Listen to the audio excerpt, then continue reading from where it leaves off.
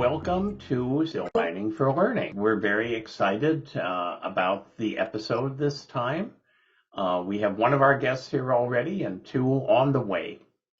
So let me frame what we're going to be talking about, and then I'll ask Salma to describe the situation. So one of the things we do on Silver Lining for Learning is to highlight all around the world educational innovations that have been made possible by the pandemic, particularly if they help marginalized students and schools under conditions of low resources. And frankly, part of that is because we want educators who aren't doing things because they feel they don't have enough resources or it's impossible to do remote learning, to see that they're wrong and that in fact people with far fewer resources and no more training about remote learning are doing really powerful and transformative things. So we celebrate those situations, and today we want to celebrate how Palestine has handled the challenges of the pandemic and of remote learning. So I want to ask Sama to introduce herself and to begin describing the situation, and then as the others join, they can chime in. Sure, yeah. First of all, thank you for the great introduction, and thank you for inviting us to be in this talk. It's really important, and to highlight, what other countries are doing and learn from their experiences. And it's good to be here and listen and discuss the situation. I am assistant professor at Pepperdine University in the Graduate School of Education and Psychology. I teach courses like in education technology, learning design, in our global education doctoral program, as well as in our master program. And actually, one of our guests just came in. Asma. Okay, so we're just doing introduction. So probably, you can continue. So I'm originally from Palestine. I grew up in Gaza, Palestine, and my family lives there. So I'm in contact with them all the time. My research also is focused on online learning, e-learning practices. I mostly focused in MOOCs because I felt, this global side of MOOCs, people coming from different places, learning together, and that also connects back to my background. So, but I'm also interested in seeing how different people in different places are doing. And I was just surprised when I was just talking to my family, how they adapted to the pandemic with the limited resources that they have, and the challenging situation. So I think it's interesting to discuss this topic. And then I think maybe I can give it to Asma so she can introduce herself.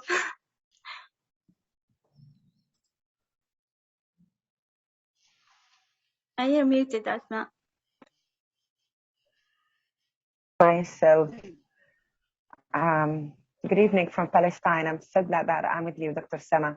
I'm happy to be part of your conversation to discuss the issues which are being concerned by all over the world nowadays, especially after COVID-19.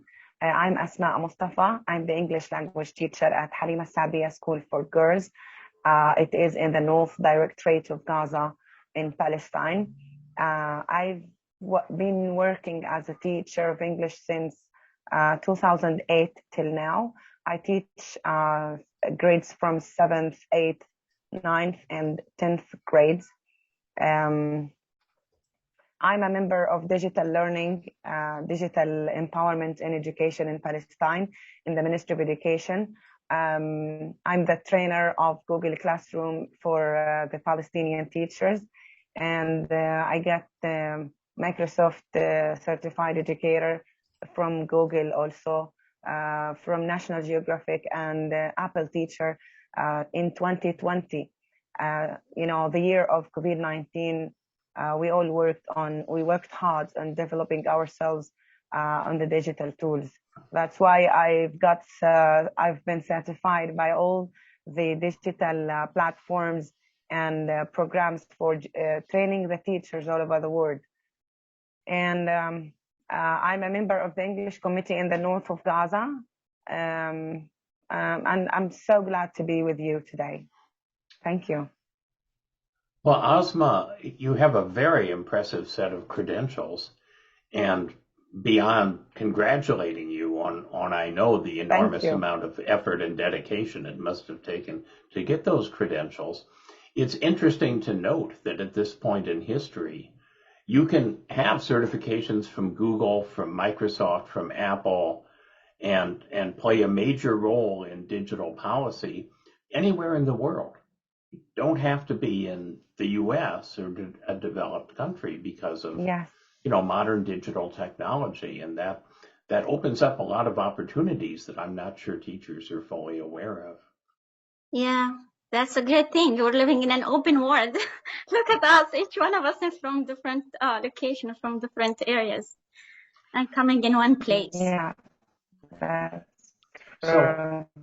so perhaps, Asma, you can tell us when things shut down with the pandemic, which was unexpected for everyone. What did your school do in response to try to keep the students' education going? Oh, sorry. Yes, I didn't hear the question. I'm asking, when the pandemic started, what kinds of strategies your school used to keep going under those unexpected circumstances. You're muted, Asma. Yeah, sorry, because the internet was weak, so I was, internet was cut, and then I was back. Asma, if you like, you can turn off your video, and we'll just have audio, and that'll be better. Yes. Okay.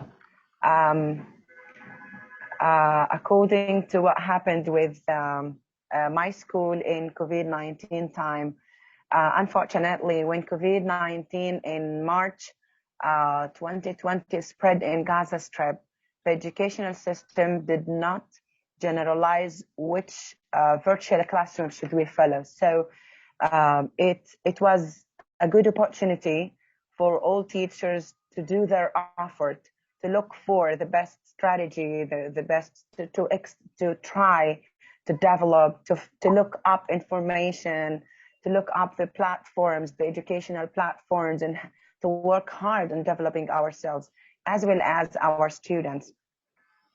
Actually, I launched in my school an initiative. I called it Behind the Screen Teachers, because every teacher was at home at that time, and you remember the hashtags of stay home, please don't go out, and it was a very hard time for all of us. So we started working from our houses. So many teachers didn't have the digital devices. So my school headmistress invited me to train the teachers from home. I created a WhatsApp group for teachers, and I invited all of them. We are 40 in my school. I started sending them some YouTube videos, and they learned much from those videos. They learned on Google Classroom, Gmail, Google Drive, Google Forms. They know now how to do the Google Forms, to do a kind of exams, electronic exam on Google Classroom.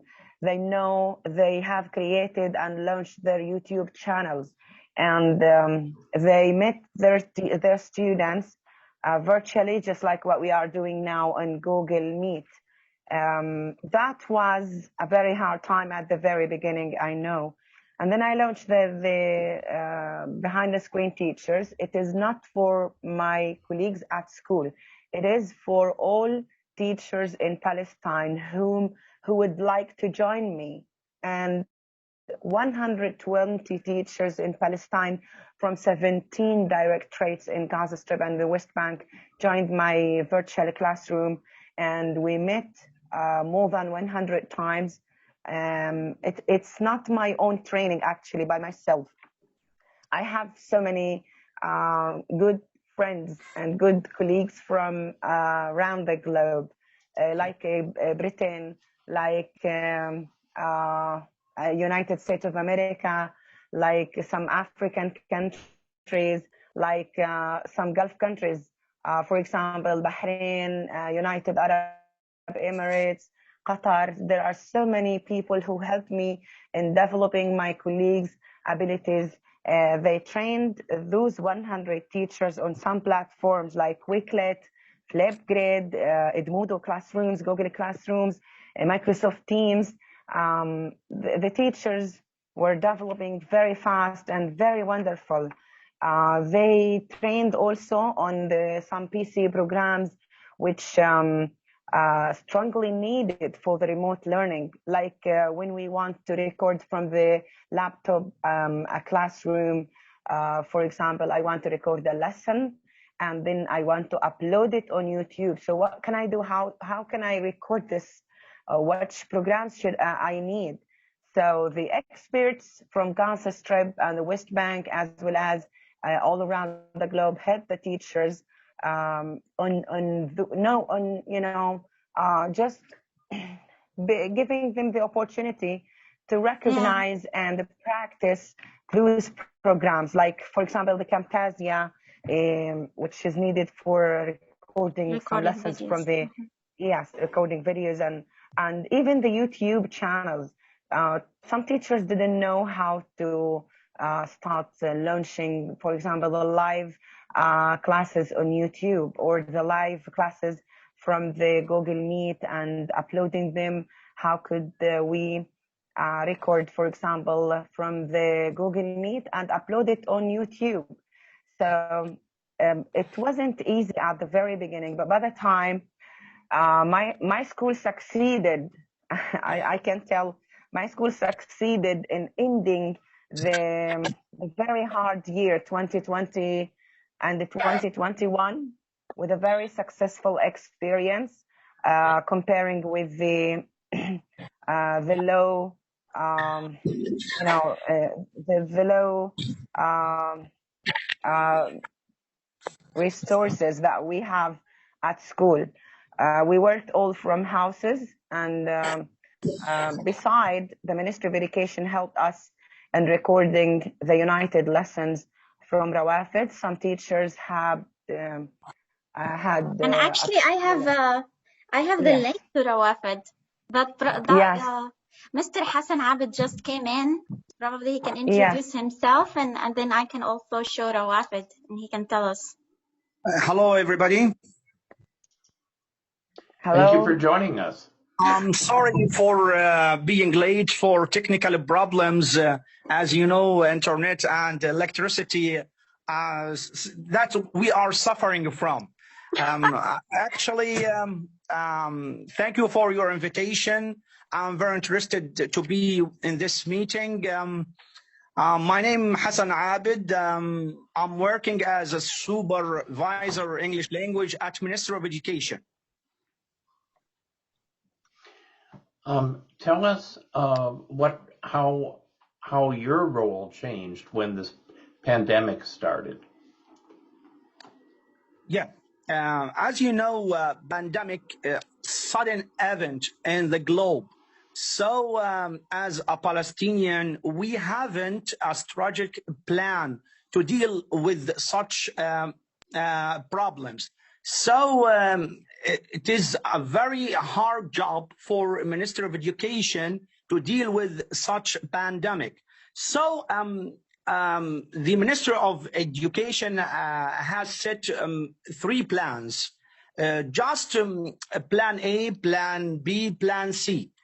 Plan A, to go dramatically to remote learning because the health situation is very hard. And the second plan for blended learning,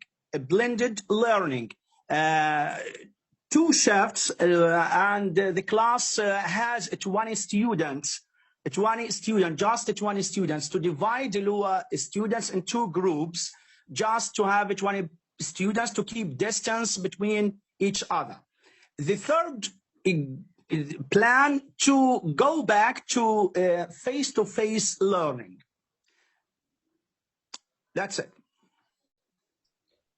Can I jump in, Chris? A quick question. So, Asma, Hassan, can you give us, because we are sitting very far away from Palestine, can you give us a little bit of context in terms of what numbers of students, maybe Hassan from your end, and teachers we are talking about, and what the sort of state of access to the internet or devices, sort of just give us some background on that and how we're some ways of addressing the fact that many people may not have access or may not have internet, because that becomes a bottleneck. And I think, and Sama and Asma, if you can add to that once Hassan has spoken, that would be great. So we'll start with Hassan and then let the two of you step in. Sure. Go ahead, Hassan. Okay, Mrs. Sama, okay, go ahead. Yeah, I think from what I remember, like talking to my families back there, it's like really, look, we have like high population rate in Palestine. So, and because of that, like the classroom has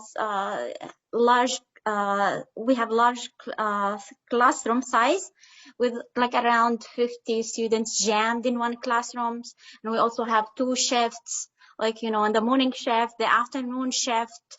So it's really crowded in terms of like a class size. And also in terms of the internet access, it's not the best. It's not the best. We have lots of challenges, but people trying to do the best they can. And I guess they have like kind of card. They buy internet with a card and then they use it with their phones and things like that. Maybe Hassan and Asma can elaborate more since they already, have seen the experience. Yeah, actually, the situation in Palestine is very difficult because we are living under siege. So we are facing many problems, technical problems. So poor internet connections, technical problems, electricity outage. We have electricity just 8 hours a day. That's why I'm coming late to enjoy this meeting, because I have no electricity or power. So this is a big problem. We have a lot of problem with socio-economic problems related to the students and their parents in Gaza Strip.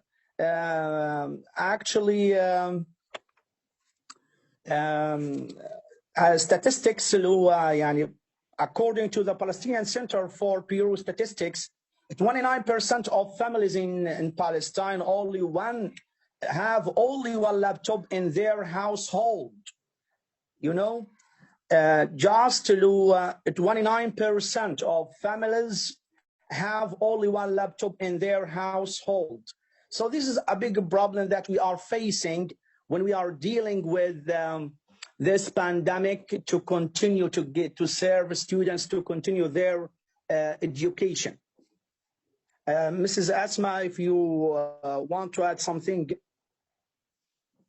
Yeah, according to the experience that we have had in Halima Saadiya School for solving such problems that you have told about the electricity, about the internet, about the high levels of unemployment in Palestine. There are so many poor families. Mr. Hassan, in the area that I am working in, the high level of unemployment in the people. And I think most of my students were not able to buy new cell phones to continue learning and that year. And what we did with our students, it was very amazing from my headmistress, my school headmistress, who invited for group working electronic group working among students. We had formed, we have formed some groups from the ones who have cell phones, and half of the group, have their cell phone. The second half do not have their a cell phone at home, and those are neighbors, so they started working together, and in appropriate time, they make a meeting at the neighborhood. And so collaboration was one of the reasons that made the experience successful. And when we invited them for making, for example, a research or to look up some information on the internet from the books, the young teacher strategy was activated at that time in a very amazing way.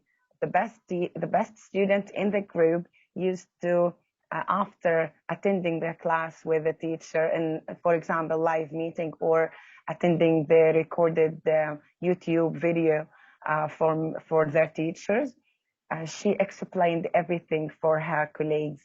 And that was one of the reasons who made the experience very successful. I know it was not right to, at that time, to go out of home and to talk to people much because of the COVID. But for the young learners, for the young people, I think it's not dangerous at all. So our students used this strategy. Besides, we went to schools from one time to another, the teachers and the students, to check whether they are following us or not. And there were some United Lessons live classes from inside the school itself. And okay, the school Mrs. Asma, I would headmistress, like to add something if you. Actually, yeah, of I course, have a speech from one of parents, students dealing with this problem. She said that I have had this mobile phone for 4 years, and now it is processing very slow. And with 8 hours of electricity outage, it cannot get it charges fully for the morning. So this is problems that we are facing, and we are we are going to overcoming these problems. Yes, yeah, that's true. But look, if we want to stop working in COVID-19 pandemic, if we want to make more obstacles, you can find more obstacles, more challenges. But as possible as we can, as educators, we should do whatever we can do for our students. And I think it was the hardest year ever we have had during 14 years. My 14 years. It was the hardest year, the hardest work I've ever had with my students. My supervisor was following my virtual classroom, and she presented the tips for me and the digital empowerment, digital education. In the Ministry of Education used to follow my work, and I trained the teachers. So I was stressed at that year. I remember I was stressed. I was recording. I used to record 2 classes every day. I used to meet my students twice a day, one for the 8th and one for the 10th grade. And I record, and then I download it from the virtual classroom. I'm in the Google Drive, and then I upload it on the YouTube. It took much time to be uploaded, and my students used to text me, Miss Asma, where is the class? So I need it. So, okay, just be patient because of the low internet. So that's why those were the most troubles and the problems we had. But it was really nice time that we have learned much of that year. We have learned and explored and so many amazing applications on cell phones and amazing programs on the PC. And I now know any platform, any educational platform you can ask, then I can try it myself. There's no fear from the digital tools. Most of teachers were very scared at the very beginning. Okay, digital tools, we are not You know, we are not, this is not my major. For example, I'm a teacher of history, I'm a teacher of geography, religion, mathematics. I'm not dedicated in the technology. I'm not specialist in technology. So the idea is that I think from 5 years from now, every teacher in this world is going to be, you know, a specialist in education, technology and education. And so many universities in the world started developing new courses, new studying courses about, for example, virtual classrooms, technology and education, and they are developing because of the digital tools are being developed every day. Yeah. For example, the Google. Yeah. Yes. I would like to add something. Sorry for interruption. One of the teachers that I supervise said to me, remote learning didn't achieve its purpose for Palestinian students due to limited abilities of their families. Only 10 out of 40 attend my daily classes and follow up. This is at the beginning of the pandemic. But after that, as teacher as you, we have some brilliant teachers as you employ technology to pass these obstacles. So let us ask some questions of you. Let us ask some questions of you. Punya and then Kurt. Yeah, so I just a couple of things. First of all, thank you for that detailed answer. But a couple of things stand out for me. One, you know, and Asma, as you spoke about that, whatever the challenges may be, we have to meet the needs of the children who are in our care. I think if there's one theme that seems to come across all our, like many of our episodes, is that concern for sort of reaching that last mile, reaching that last student, and that commitment and passion that educators have to achieve that. And so thank you for sharing that, because I think that, to me, if this silver lining for learning has sort of brought anything home, has brought that really to the forefront. Like, and this is something that connects educators across the world in all the conversations that we have had. I think the other thing that was sort of interesting, and again, another theme that has come up, particularly when we talk to people in whether it's Palestine or places or India, is sort of how creatively certain tools were repurposed. So the first thing that you talked about, like, okay, we don't have X or Y, but everybody has WhatsApp. Okay, how can we now look at WhatsApp as being an educational tool?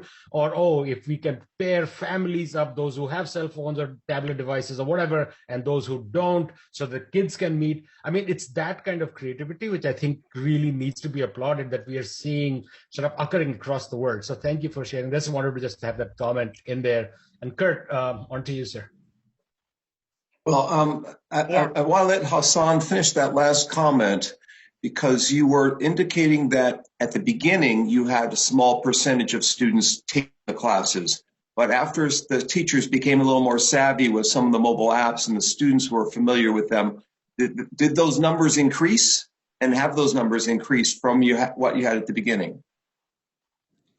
Yeah, actually, at the beginning, we have many problems. As you know, students who, and their families who cannot deal with and not accustomed to technology to deal with virtual classroom to follow up their homework. But after that, through training, through short videos to show students the importance of how to use technology. And fortunately, in Palestine, the curriculum, our Palestinian curriculum, has many subjects. Fortunately, we have technology subject. So we have English, we have Arabic, geography, history, and we have technology subjects that help us, that students can deal with the internet access. But the problem with their parents, actually, we have digital gap between students and their parents in Palestine. Actually, through advertisement from the Ministry of Education, through posters, through something, a lot of work for the families to deal for their children, to help their children to pass these circumstances. and that's has worked. Has worked. Okay, so I want to point out that Hassan said that Asma was brilliant. That is an understatement. I mean, I don't think in the 2 years of our show we've heard a story like yours. Seriously. Now, those people, the people who watch the archive of the show later are going to want to say, what other shows have we had that are similar to this one? And I want to have people go to the Puerto Rico show that we held, the one in Nepal, the one in Myanmar or Burma, the one on Costa Rica, and the two related to Commonwealth of Learning. Those all kind of a similar theme you would get from watching these 6 shows, I think. But I mean, what you did and what you have done and what you're doing now is a inspiration to the world. And UNESCO and the United Nations need to find you, need to highlight you. In some report that they have, need to make you a global teacher. Well, you're global teacher of the year award. So I guess they have found you, but they need to find you again. And the teachers around the world would be so enriched by hearing your story and the ability for them to overcome the challenges that they face after hearing about what you have done, just like our friends in Puerto Rico have done, and other parts of the world. So number one, I wanted to mention that. And you mentioned collaboration. That was true of all these others we've had. Collaboration, smart young leaders, smart young learners, overcoming the challenges that you have. Now, I want to share some resources with you, some free resources with you. I mentioned the Commonwealth of Learning, which is in Vancouver. They've just come out. In fact, the report's not even out yet. I got a sneak early version of the report called Open Educational Resources in the Commonwealth 2021, and I will send you that. The Director of Education, the new Director of Education, Sanjay Mishra, just sent me it. He'll be my guest Monday night in class. So I'll send you that resource. So my question to follow up, because Sama mentioned MOOCs before the other two arrived.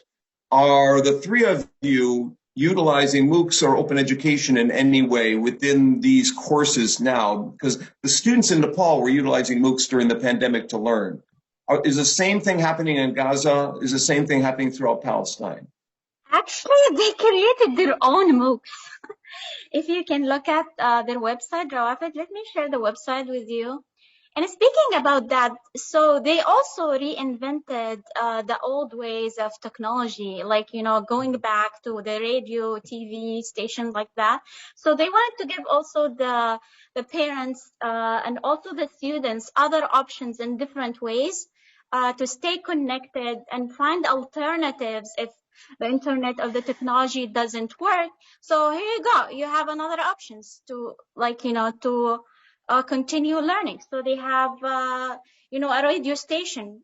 People started to come together through Facebook and other social medias and started to say, okay, let's come together, let's find alternatives.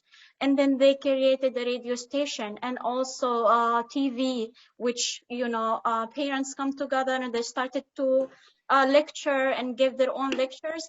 And beside that, they digitized the curriculum across. Actually, interesting how they did it so fast. When I was speaking with Hassan, they digitized the whole curriculum from because we have like a standardized books from like first grade until high school. Mm-hmm. So what they did is they did short videos. So they have the whole book in the website, as well as they have this, it's called Shuruhat Musawwara, which is the digitized curriculum. So each curriculum they have, if you go here, so this is the main page. So if you go here, this is the different levels from 1 until 12. And then they have like videos. This is the first level, all the videos that you can go through, the different periods, different things. So if you click in each one, it will show you different videos, different classes, and so on. So here I just, I'm gonna show you a video of English language. first of all, can you hear the sound, or should I reshare again? You have to reshare and optimize at the bottom of the screen. Click on optimize sound, optimize video at the bottom. You'll see under the share the two check boxes. Yes. There you go. I always forget this when I share with Me too. Me too. And I have quite a few more things to share with you all after you're done. So yeah, definitely, of course. So hang on. Yeah, let's watch this first. Yeah, okay. Mrs. Asma.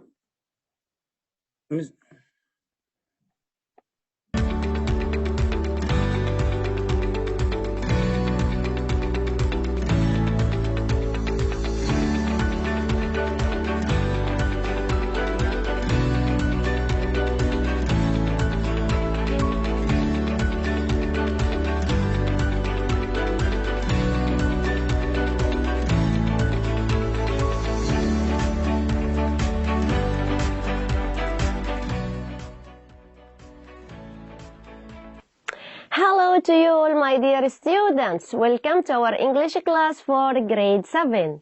مرحبا بكم أعزائي الطلبة في شرح دروس اللغة الإنجليزية للصف السابع. I'm your teacher خلود ربحي حبيب. معكم معلمتكم خلود ربحي حبيب. Are you ready to have today's lesson? Okay, let's read the objectives of it. قبل أن نبدأ دعونا نتعرف على أهداف درس هذا اليوم. At the end of this lesson, students are expected to 1. Identify the new words. 2. Answer questions after listening to a conversation.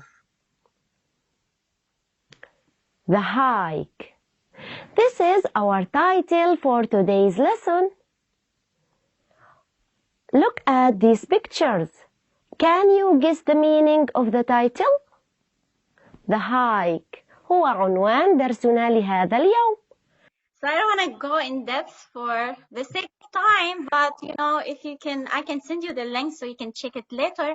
But yeah, I mean, I was really impressed with how fast they did all of that. So for the, you know, across the different curriculum, different grades. So it was really interesting having these videos as an addition, like, you know, to the face-to-face, to the synchronous sessions that sometimes they do, to supplements and to provide like alternative ways. Like if you can do this, you can do that. You can watch, you can do this, you can go to WhatsApp.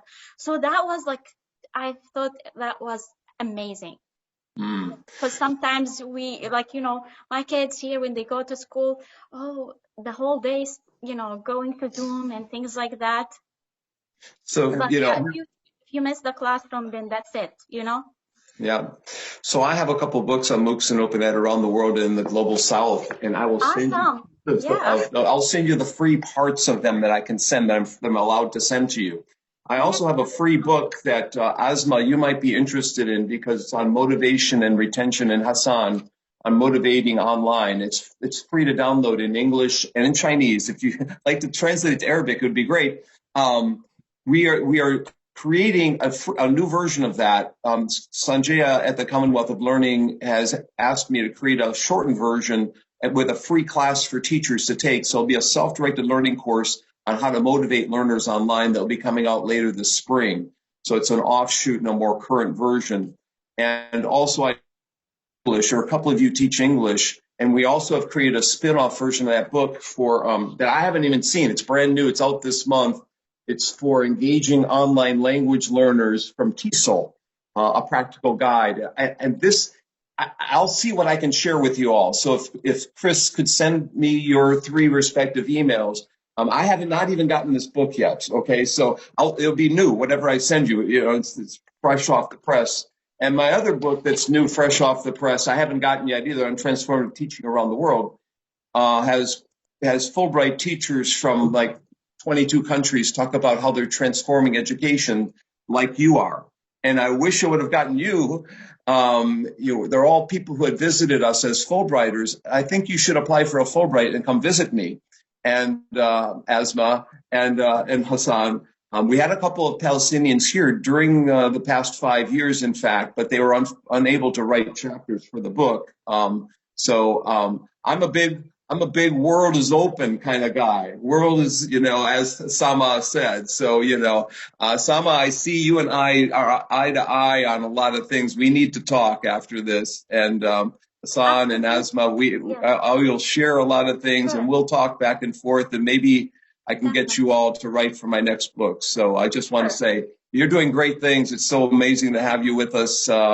I could listen to you all day about what's going on there. So, but I don't want to hog up all the time. We only have 15 or 20 minutes left. So Chris or Punya or Young, do you want to jump in here? Young. I think Zhao has a question. Just one little thing. Also, what was really interesting that they created many communities of practice. Like, for example, of those who cannot go to school or who cannot access, like even within like the neighborhood, get together and teach themselves, the students, like the oldest, and then they can rotate. So I thought also this is amazing. Just for the sake of one other thing, I did a training in Dubai and one in Riyadh. But I also did one for Botswana teachers, 3-part, that's free, that I made the YouTube videos out of, training videos. So Asma, you might be interested, all three of you might be interested in the 3-part video for teaching online. And I'll send those as well for you, and anything else that I think of along the way. Well, thank you Thank you very much. Thank you. So I have a question for you. Thank you for this wonderful presentation of what you're doing. With COVID, we have to shut down our schools, as you've done a lot of amazing things. But also one thing COVID has helped is to connect with people beyond your own schools. So I was wondering, have you, many, many years ago, there was a pilot project called the kind of peace projects. So they're trying to connect students in Palestine with Israel and students in other places. I was wondering if you are moving towards any of those online, you showed communities of learning communities. Are you building communities where students can interact with people in other places? Actually, thank you for the question. About this because she has done thank you for the question. Similar. I thank you very much for the question, because Palestine has had a very amazing experience before COVID-19, and this helped us much in COVID-19. Actually, I started launching I Believe I Can Fly initiative, which means virtual flying and visiting to the whole world before COVID-19. I'm talking about something unexpected in 2020, which is COVID-19. But before, when I launched my initiative, because the technology made the world as a very small village.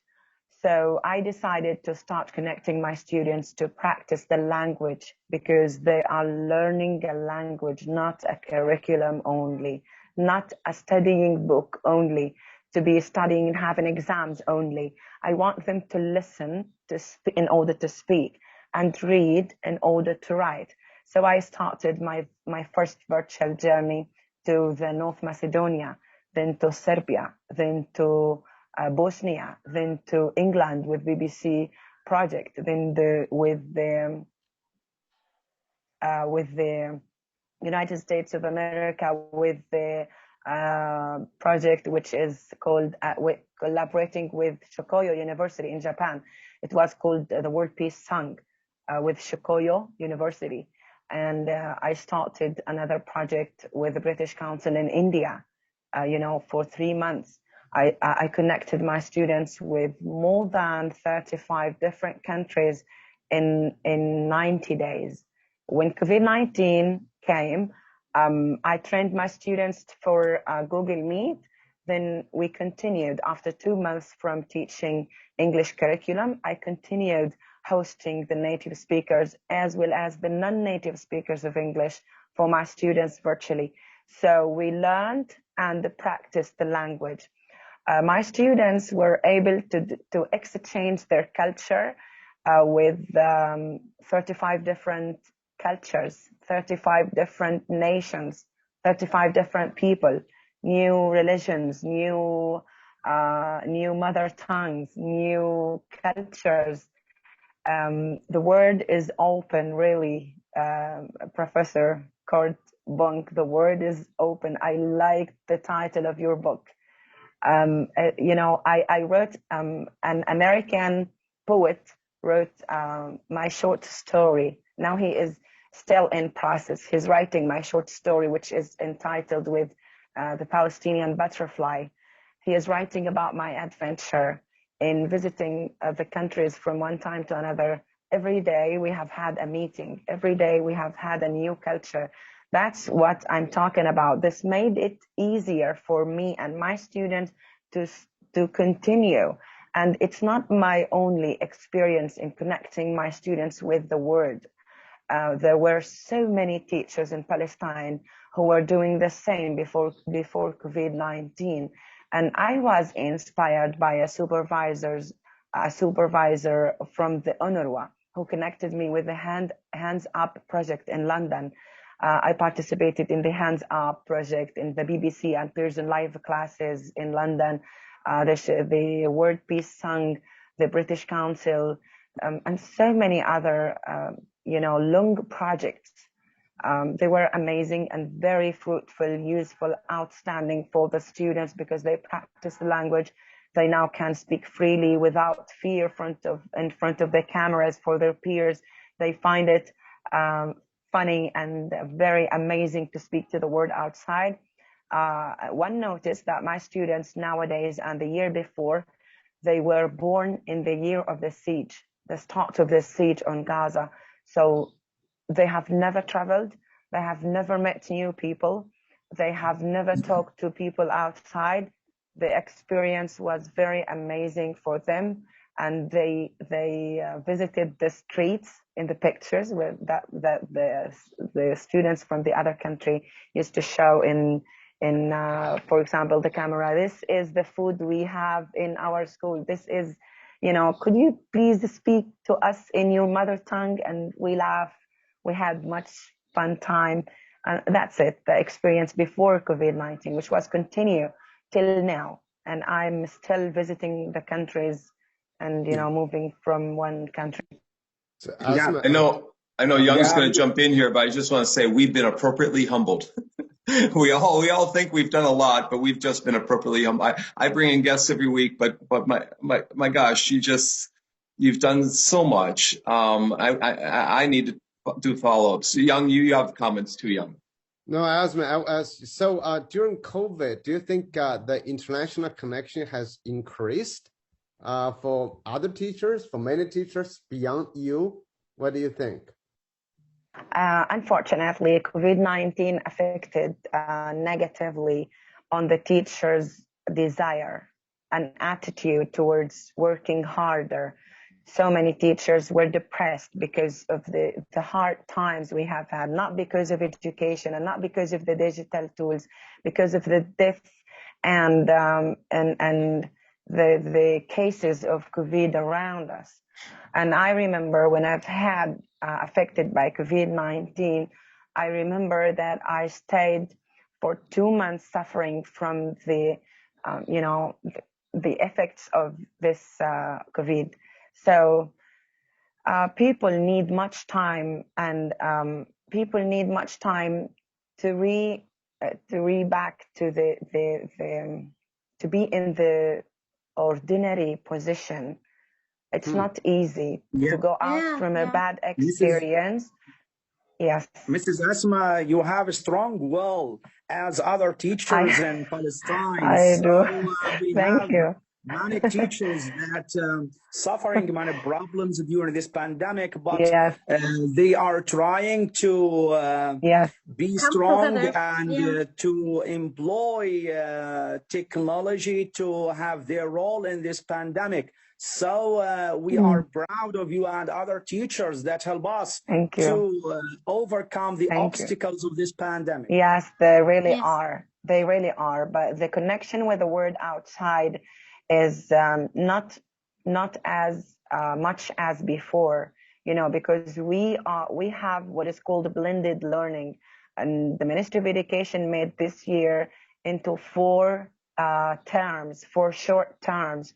And teachers are doing much effort and, greater effort than before, because the disconnecting with this, or not meeting students with face-to-face for 1 year on 1 year or more, 1 year, made so many troubles. What is called the educational فقد التعليمي أستاذ حسن. Learning loss. Yeah, Learning for loss. learning loss. What is called learning loss made teachers doing more effort to make the position just like before COVID-19. So teachers are now doing a lot of work. They're teaching, yes, and redesigning. So yes. yeah, I think this problem also affected teachers here in the United States, like everywhere. Yeah, teacher everywhere. burnout problem. So we have, yeah. So we're running out of time, and I wanted to ask each of you a question before we run out of time, but I just want to make a comment first. Even without seeing the curriculum, I know two things that your students learned that may be the most important two things that they learned in the last couple years. One of them is that learning really matters, because they saw adults all around them in their community making extraordinary sacrifices so that they could keep learning. And that is such an important lesson for students to understand, that learning, once you meet the basic needs of life, that learning is so important. The other thing they learned, and your story illustrates, as we've said, other episodes that are people under similar conditions, never give up. If you're an educator, never give up. You don't have electricity, you can make something happen. You don't have internet, you can make something happen. Teachers don't know anything about technology, you can make something happen. And for students to see that message is so important, because we're facing as a world a very difficult time, decades of a difficult time, not just the pandemic. And for students to have initiative, innovation, resilience, tenacity, because you've modeled that for them, is incredibly important. So we have just a little time left, and what I'd like to do is ask each of you, what advice would you give other teachers, other educators, policymakers who are watching this program and who say, what could I do in my situation? What could I do in my country? What advice would you give them if there are just 2 or 3 things that they could start doing now? What would those be? I can start first. So I would say, look at the opportunities, the resources that you have, and make use of them, repurpose them. And also learn from others. Look at what others have been doing and try to come up with ideas to help, something that can be suitable to your situations.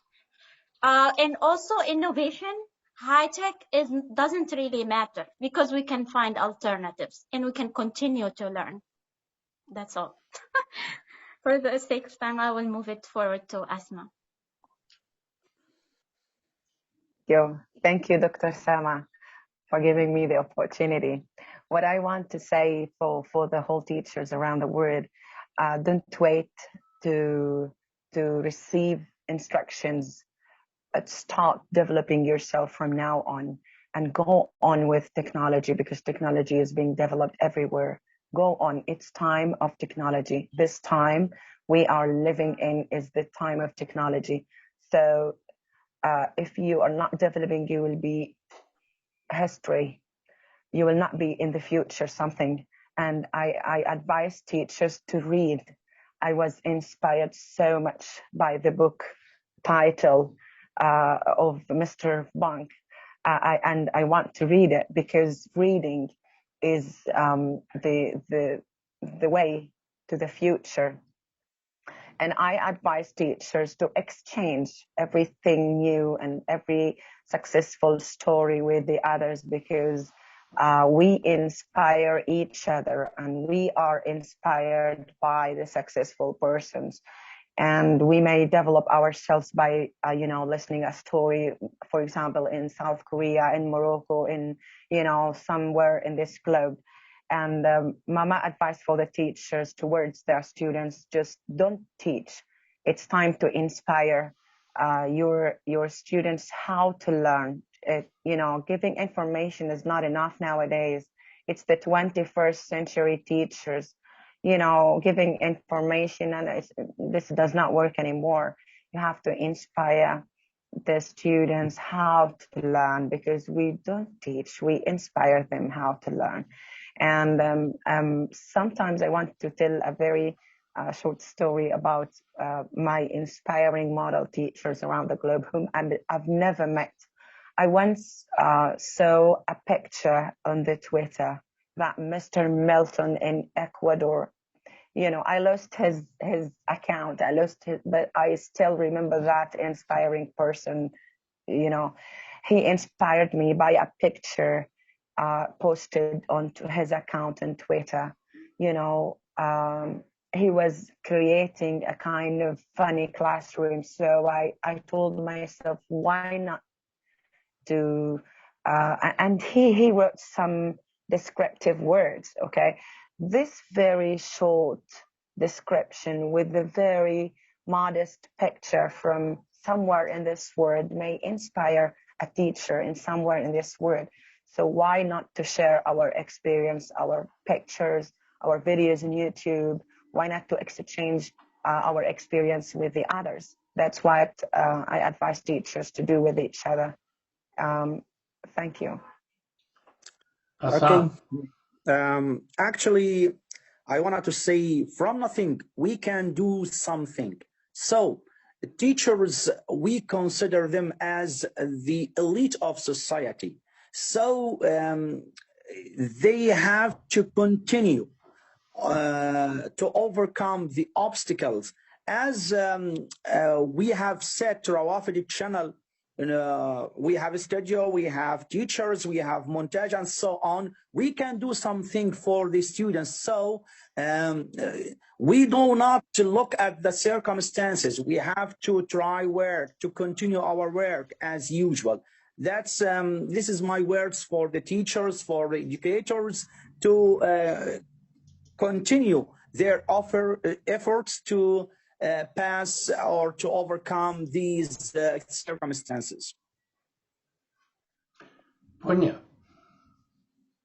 Well, thank you so much, both for joining us today and for these messages. I was just thinking, as I was hearing you speak, when I used to direct the master's program in educational technology when I was at Michigan State, our slogan or motto, whatever, was explore, create, and share. And I think that what you talked about teachers being willing to share what they're doing and that we can collectively learn from each other, I think it's a really powerful message.